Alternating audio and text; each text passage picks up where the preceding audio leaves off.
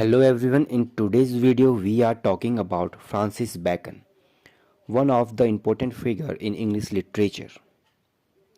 If we are talking about Francis Bacon, who was a politician, a philosopher and a essayist.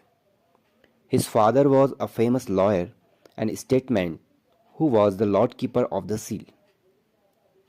As a boy, his wit attracted the attention of Queen Elizabeth, who called him jestingly Little Lord Keeper.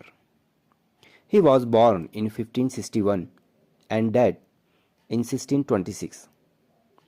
He was educated in King's College, Cambridge. He later studied law and was called to the bar in 1582. After the accession of James I in 1603, Bacon rose rapidly in fame and fortune.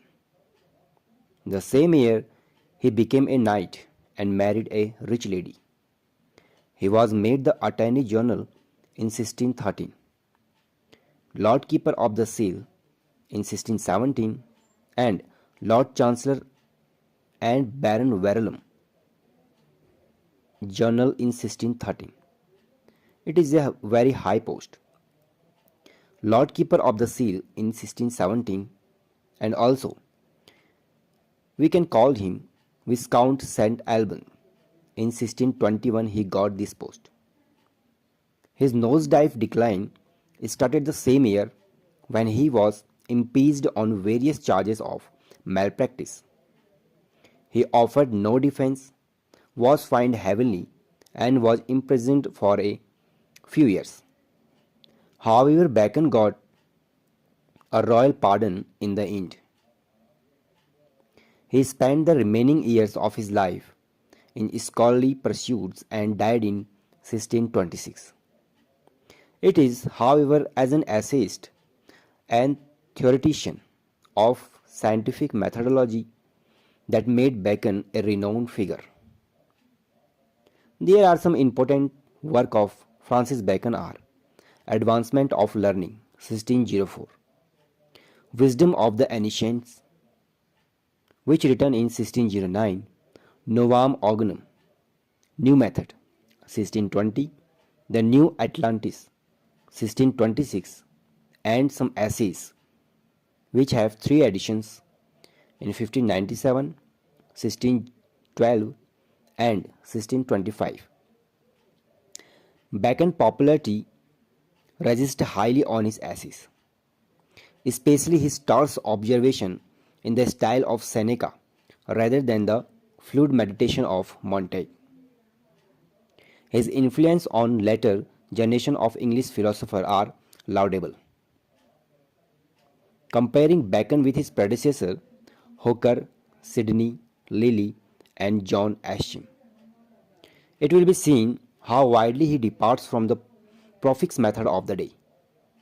In rhetorical power, musical cadence, quaint turns of speech, he is equaled by many of his contemporaries, excelled by a few but for a clear and terse writing. He has no peer save Ben Jonson, and even today, and his essays are model of second lucid prose. No man of the age had a greater foresight than he, for clear-headed, prudential considerations, also material success and service to humanity were his goals in life.